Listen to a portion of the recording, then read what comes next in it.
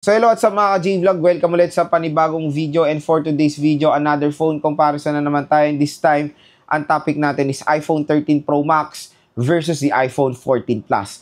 Ano kaya magandang i-purchase ngayong 2025? Sobrang layo, sobrang lapit lang ng kanilang presyo. Tara mga J-Vlog, check natin.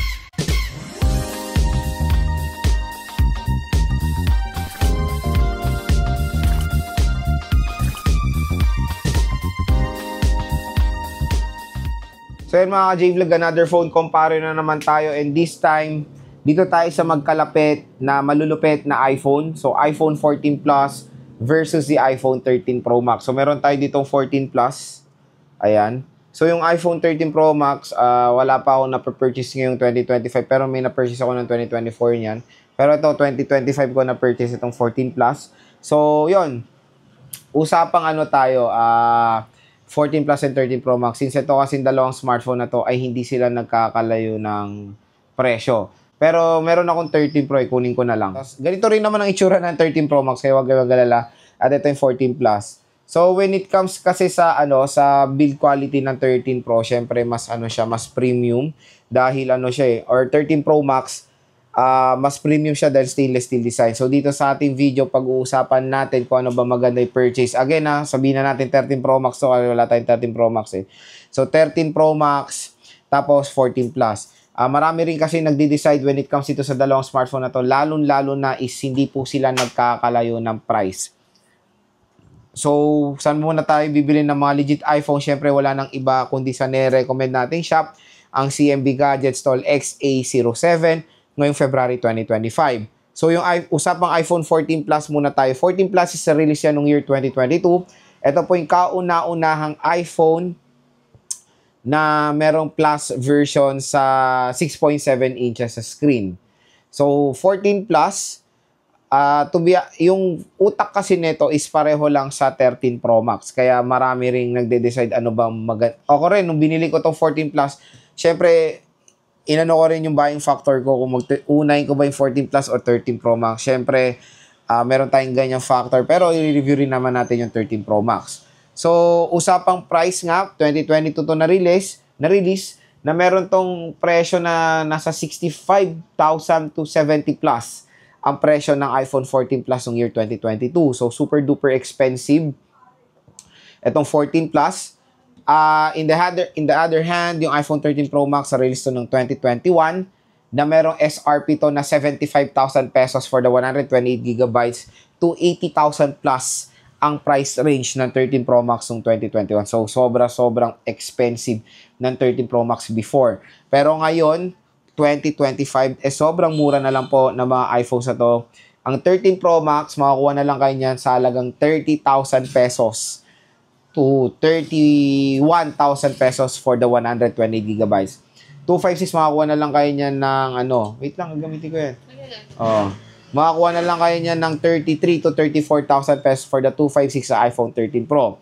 Dito naman sa iPhone 14 Plus, ganun din yung 128 neto, mas expensive pa nga yung 14 Plus kasi yung 128 neto nagkakalaga pa ng 32 to 33,000 pesos. Tapos yung 256 sa 34,000 pesos to 36,000 pesos for the 256 na iPhone 14 Plus. Syempre mas ahead ng kanyang generation, pero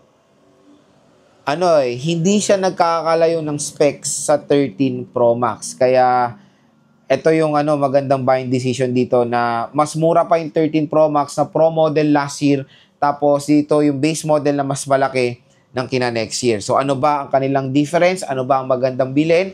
So dito sa video na to, tutulungan ko kayo mag-decide kung ano bang maganda, 13 Pro Max ba or iPhone 14 Plus. So, usapang mga advantages. So, sa iPhone 14 Plus and iPhone 13 Pro is meron silang 6.7 inches Super Retina XDR OLED display. Pero syempre, ang advantage ng 13 Pro Max is of course yung kanyang large, is of course yung 120Hz. So, take for example itong 13 Pro natin. So, ito yung 120Hz screen refresh rate niya. Sa 14 Plus is saka standard 60Hz lang siya mga J-Vlog. So, standard 60Hz, which is okay naman rin siya for sa actual usage. Hindi naman siya ganun pangit, kumbaga. Okay na okay naman yung 60Hz din, pero syempre, mas better refresh rate dito sa 13 Pro Max. Yun na naman yung isang advantage when it comes sa screen size, display, pareho lang sila na merong Super Retina XDR OLED display. Next, sa usapang camera. Camera, ito yung huge difference ng dalawang smartphone na to. Sa 13 Pro kasi or 13 Pro Max is meron tayong triple rear camera system. Meron tayong 12 megapixel main, 12 megapixel ultra-wide at 12 megapixel telephoto lens with LiDAR scanner. Sa iPhone 14 Plus kasi, meron siya dual rear camera system na 12 megapixel main, 12 megapixel ultra-wide camera. Yun lang. So, yung camera nito, parang na-adapt niya rin yung base model ng iPhone 13. To be honest, itong 14 Plus parang siyang sabihin na nating iPhone 13 Plus kasi wala namang Plus dating iPhone 13. So, para siyang naging iPhone 13 Plus kasi same na same din sila ng utak sa iPhone 13, 13 mini. Ang pinagkaiba lang nito is yung RAM. Sulad nga ng mga nagko-comment, iba naman RAM niyan eh. Pareho nga silang chipset, iba naman RAM. So, pagdating kasi sa RAM, usapang RAM sa Apple, hindi naman siya ganon fineflex ni Apple. Yes, malaki RAM niya, pero hindi siya ganon fineflex ni Apple kasi hindi na, actual usage kasi, hindi naman sila malaking difference. Pareho ng performance, pareho mabilis. Ganon kasi si Apple, actual performance. Kung makikita nyo naman sa website din nila or sa Apple event nila, hindi naman nila flex na meron itong 6 gigabytes of RAM, 8 gigabytes of RAM. Iba kasi syempre pag Android, yan yung flex. Uy, malaki RAM ko, 12 gigabytes. Yung Apple, ilan lang yung iPhone mo? 6 gig lang yan. O pero ano naman ang performance ng iPhone na merong 6 gigabytes of RAM doon sa 12 gigabytes of RAM na Android, di ba? Mas smooth, mas optimized yung chipset. Pagtagal hindi bumabagal. So yun naman din ang hinahabol natin sa mga iPhones is a very optimized chipset nila at very optimized sa OS na nag-integrate doon sa napaganda or napakabilis na chipset nila. So yun, iPhone 14 Plus and iPhone 13 ay hindi naman sila nagkakalayo talaga ng specifications even sa chipset. And even the 13 Pro Max, parehong-pareho lang sila ng utak na Apple A15 Bionic chip. Kaya when it comes sa performance, gaming, navigation, opening of apps, very snappy itong dalawang smartphone na to. Huwag kayo mag-alala mga ka-J-Vlog. Pareho rin silang merong Lightning port. Ang pinaka-main na pinagkaiba nila is the build quality dahil si iPhone 13 Pro Max ay merong stainless steel design with matte finish na back cover or glass back cover compare sa iPhone 14 Plus na aluminum body siya with glossy glass mga ka-J-Vlog. So, syempre, mas ipiprefer ko yung build quality ng iPhone 13 Pro Max compare sa iPhone 14 Plus. Pero, mas mabigat po ang 13 Pro Max sa mga ibang consumers na, ayun, iba. Kaya nga iba, piniprefer yung 13 Pro or yung mga maliliit kasi nabibigatan sila sa Pro Max, lalo na pag stainless steel. Sobrang iba nabibigatan dyan. Kaya itong 14 Plus mas maganda siya when it comes sa mas lighter. So, mas magaan kasi to. Aluminum body. And syempre, pareho makunat ang battery ng 13 Pro Max sa 14 Plus. Pero may reputation tong 14 Plus na sobrang kunat. Marami ako nakikitang feedback sa YouTube ko na 14 Plus user na sobra silang natutuwa sa battery ng kanilang iPhone 14 Plus. Ang meron sa iPhone 14 Plus na wala sa 13 Pro Max is of course yung action mode din. Yung action mode is bagong feature yan ng iPhone 14 series kung saan parang siyang gimbal. Yung very stable yung video nyo habang tumatakbo, habang nasa motor. Pero kasi yun, kailangan ng matinding lighting condition. So, magandang gamitin siya for outdoor lang na merong magandang lighting. Pero pag indoor to, sobrang kapal po ng noise niyan pag nag-action mode kayo at sobrang dilim.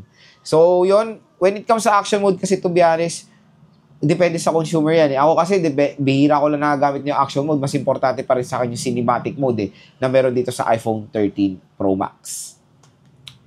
So yun mga J-Vlog, ang pinaka-main question, ano ba ang magandang i-purchase? iPhone 14 Plus ba or iPhone 13 Pro Max? So again, mas mahal po yung 14 Plus dito sa 13 Pro Max. Sabihin na natin yung 13 Pro Max, 30,000 sagad. Yung 14 Plus, makuha natin ito, sabihin natin, 32,000 sagad. So, 2,000 po yung kanilang price difference. Ano ba magandang i-purchase? Pero ito kasing 14 Plus natin, nakuha ko to sa tindahan ni Mayet ng mura kasi smart lock siya. Ganon din naman pag 13 Pro Max, mas mura pag smart lock, diba? Or globe lock. So, nakuha ko lang to ng 28,000 smart lock, diba? So, sobrang mura siya. So, yun, 2,000 pesos price difference. Ang pinaka-main question, ano ba ang magandang bilhin? To be honest, when it comes to specs, mas clear winner talaga ang 13 Pro Max. Kasi ulitin ko, para siyang iPhone 13 lang na base model. So, na parang tumatapat sa Pro Max when it comes sa screen size tsaka battery. So, when it comes sa mga additional features, syempre, mas lamang pa rin yung 13 Pro Max sa iPhone 14 Plus. Unang-una dyan, yung merong 120Hz screen refresh rate, meron tong additional camera na telephoto lens at LiDAR scanner, premium quality with stainless steel design and matte glass back cover. So yun lang naman yung mga napansin kong additional advantage ng 13 Pro Max. Tapos ang maganda pa kasi doon, mas mura pa siya sa iPhone 14 Plus. So again, kung ako pagpipiliin dito sa dalawang smartphone na to, I'll go for the iPhone 13 Pro Max. Mas premium quality, mas maganda yung camera niya when it comes sa low light din. And of course, may additional camera lens tapos 120Hz. So pag 14 Plus naman, kinuha ko tong 14 Plus na to kasi merong available na smart lock na 28,000. Kung makuha nyo to ng 20,000 plus, sulit siya. Pero again, kung mamimili kayo sa dalawang smartphone na to na mas mahal to, I suggest go for the iPhone 13 Pro Max. So yun mga ka-J-Vlog, ang ating phone comparison between the iPhone 13 Pro Max and iPhone 14 Plus. Sana po nakatulong po sa inyo to sa inyong buying decision when it comes dito sa dalawang smartphone na to. At kung saan ba tayo bibili ng mga legit iPhones, wala na iba kundi sa nire-recommend natin shop ang CMB Gadget Store XA07, second floor Green Hills, San Juan City.